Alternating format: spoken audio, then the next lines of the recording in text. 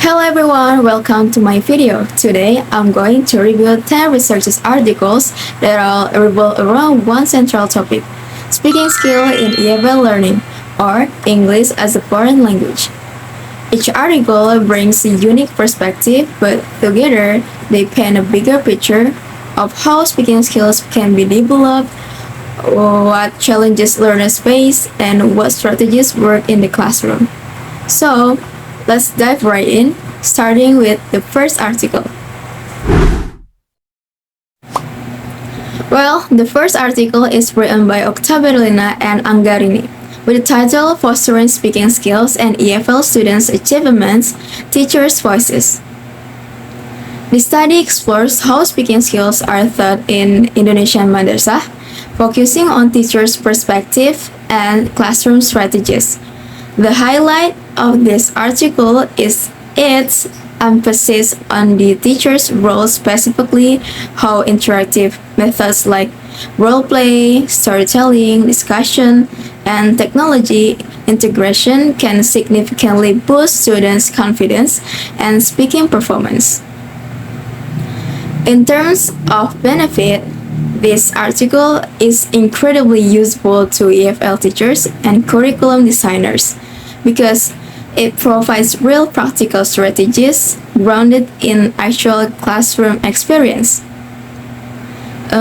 It reflects what is happening in Indonesia educational context. Well, yeah, like that. Looking at this strength, the article offers rich qualitative insight and is highly relevant to the local teaching context, especially madrasah education. The use of observation and interviews gives it depth and authenticity. However, one weakness worth nothing is its small sample size and the absence of quantitative data, which makes it harder to generalize the findings to a broader population. Now, while the first article looked at things from the teacher's perspective, the second article shifts the focus this time to the student themselves. It asks, what do students need to develop their speaking skills? Well, the second article is by Israfel et al. With the title EFL Students' Needs in Promoting English Speaking Skills at Lower Secondary School. This article highlights the use of needs analysis framework built around three key concepts: needs, gaps, and desire. Through semi-structured interviews with 9 grade students in Depok, researchers identified precisely what students felt they needed, what they lacked, and what they truly desired from their speaking experiences. The benefits are clear. This article provides teachers and curriculum developers with a student-centered perspective.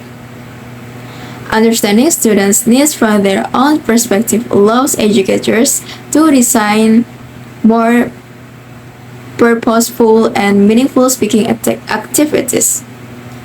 Among its strengths, the framework is structured and easy to implement, and the use of real-life student experiences makes the findings highly relevant and grounded in reality. And also among its weakness, the study involved only a small number of participants and relied solely on qualitative data, which limits the broad applicability of the findings. So we have heard from teachers and we have heard from students. Now, the natural next question is, what specific strategy can be used in the classroom to address those needs? Well, the third article gives us concrete evidence-based answer. The third article is by Prawitna et al. With the title Let's Discuss Picture-Based Small Group Discussion as a Strategy to Enhance EFL Student Speaking Skills. The highlight here is the use of picture-based small group discussion as a speaking strategy. conducts through classroom action and researches across 2 cycles with 39 ninth grade students.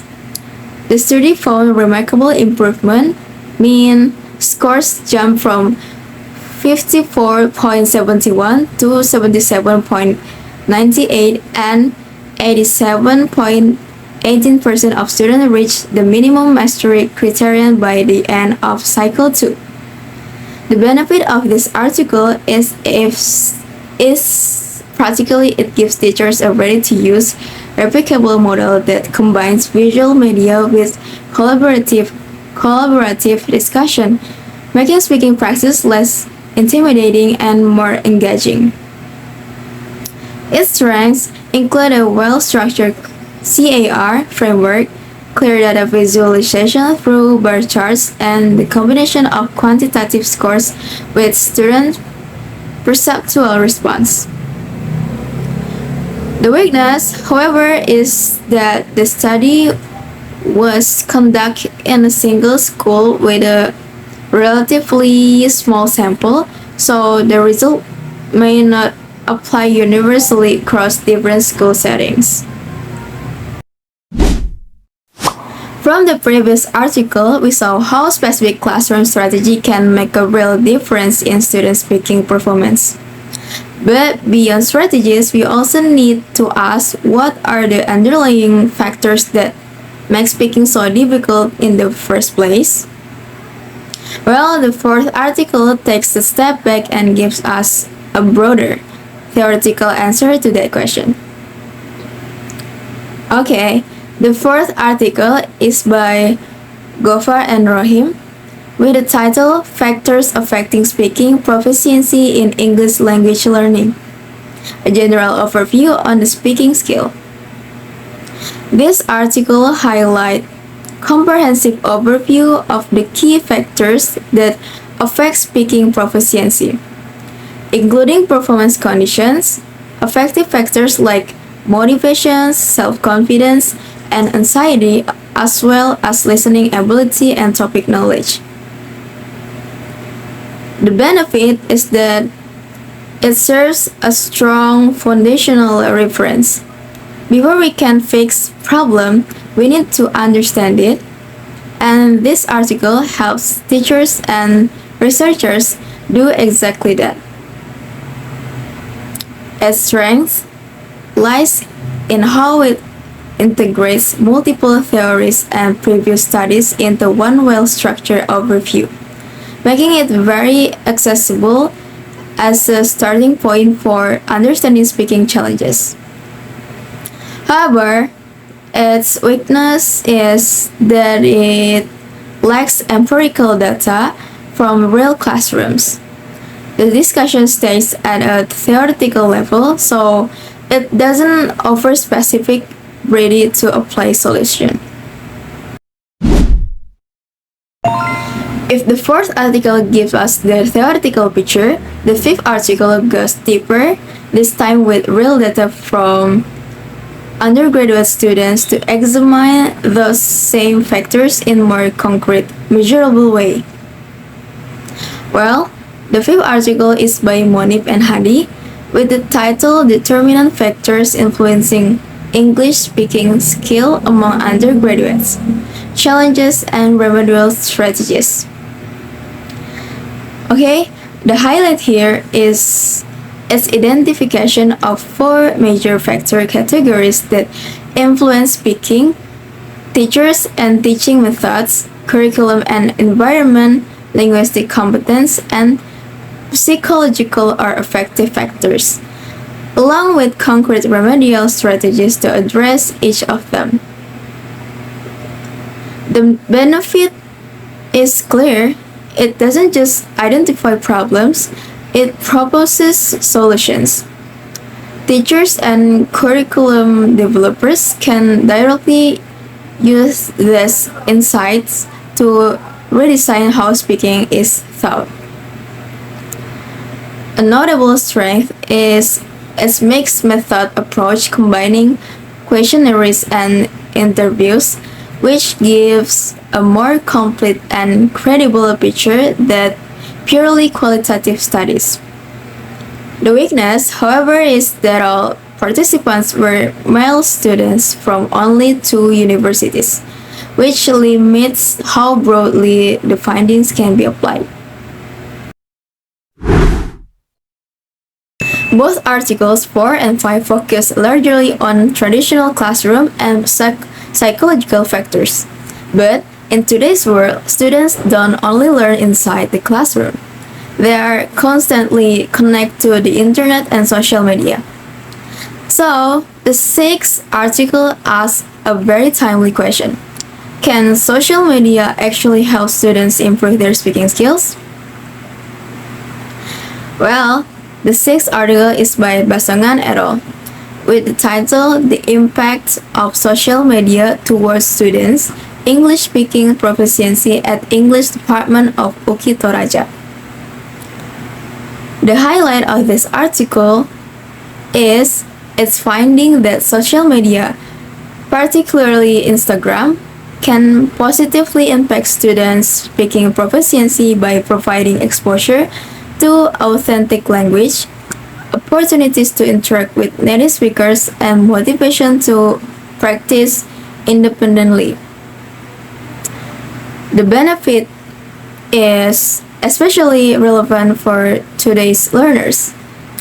It encourages students to be more intentional about how they use social media, turning everyday scrolling into a genuine language learning opportunity. Its strength lies in its focus on students' real-life experiences, making the findings very relatable and practical. And the weakness is that the study involved a small number of participants from a single university, and being fully qualitative, its findings are harder to generalize. Yeah. The article also notes that social media use needs proper guidance to avoid distractions and reduce face-to-face communication. The sixth article shows us how social media can be a powerful tool outside the classroom. But what about the bigger picture? What are the current trends shaping EFL speaking instruction as a whole? The seventh article gives us exactly that, a comprehensive, up-to-date overview. Well, the seventh article is Current Trends in EFL Speaking Instruction, the State-of-the-Art Review by Sugiharto. The article highlight is its wide-ranging scientists of studies from 2014 to 2024, identifying 6 key thematic trends in EFL speaking instruction, including communicative competence, digital tools like TikTok and Flipgrid, psychological factors such as anxiety and motivations, and gender difference in speaking performance. The benefit is that it acts like a map, giving teachers and researchers a clear picture of where EFL speaking instruction has been and where it's heading, all in one structured reference. Its strength lies in its well-organized thematic table that categorizes findings across 6 themes, making it easy to navigate and apply in real teaching contexts. The weakness is it doesn't present original empirical data.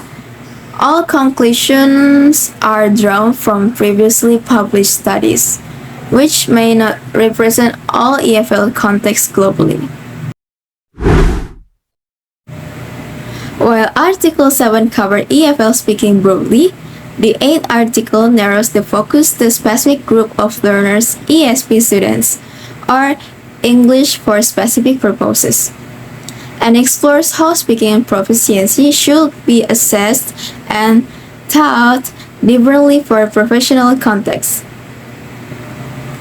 Well, the 8th article is by Saptiani and Prabowo with the title Speaking Proficiency Among English Specific Purpose Students, a literature review on assessment and pedagogical approaches.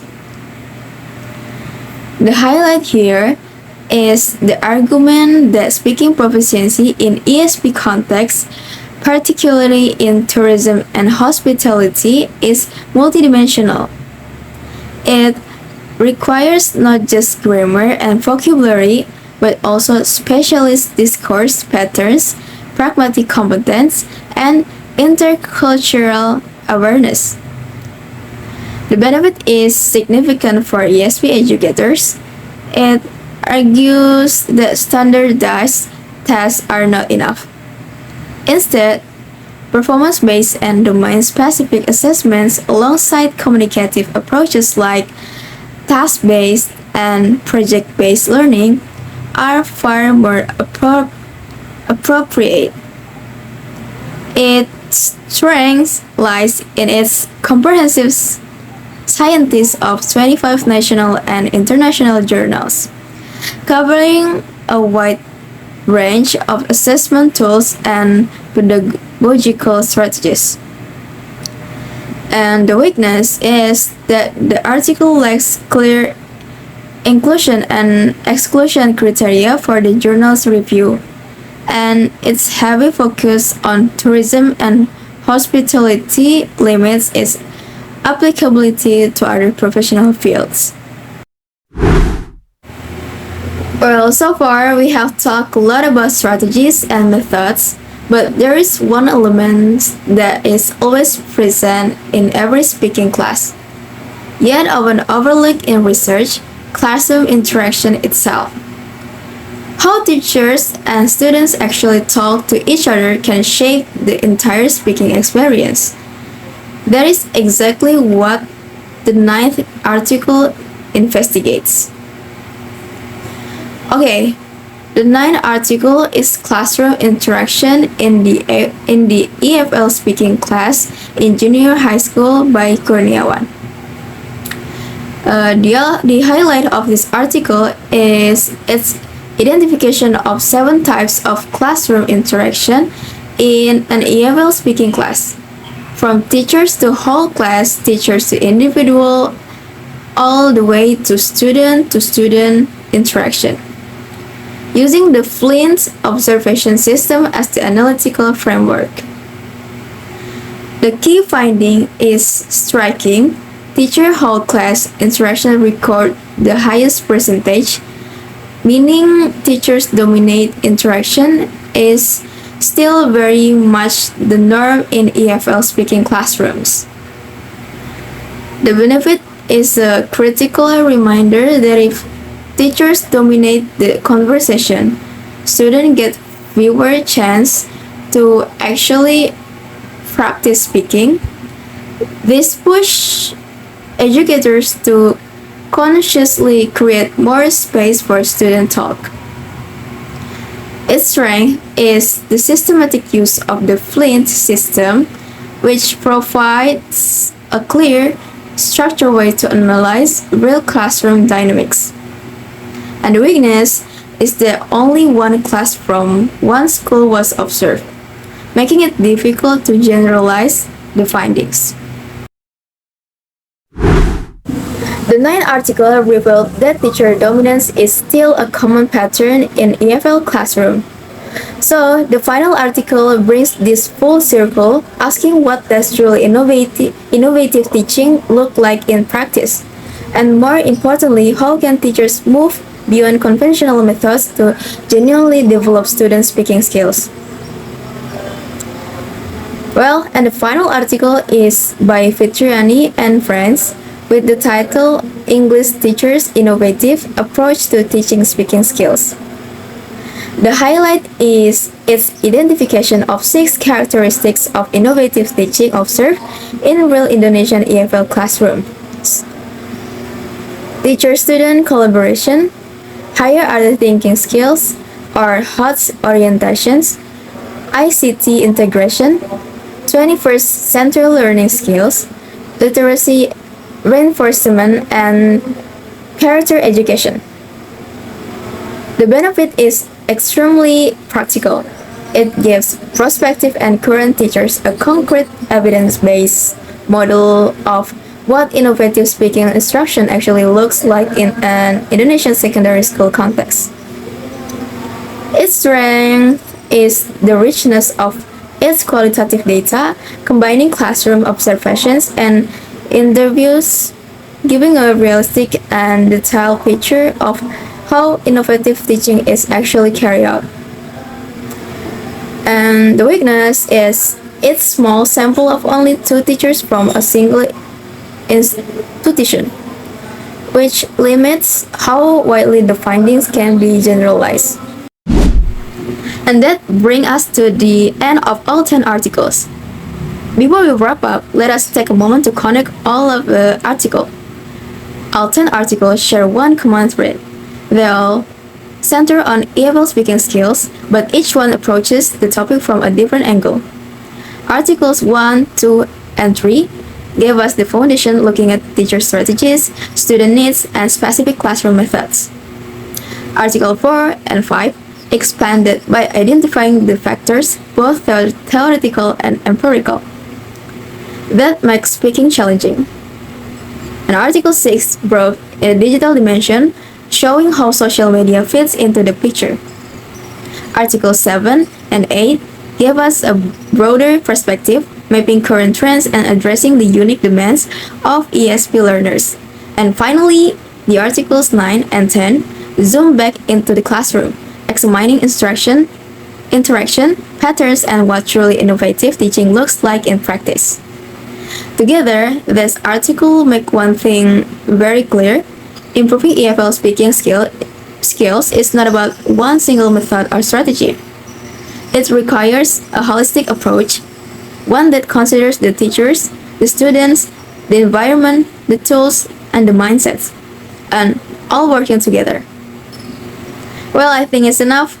Hope this review gave you valuable insights into the world of EFL speaking instruction. Thank you for your attention and thank you for watching my video. Wassalamualaikum warahmatullahi wabarakatuh.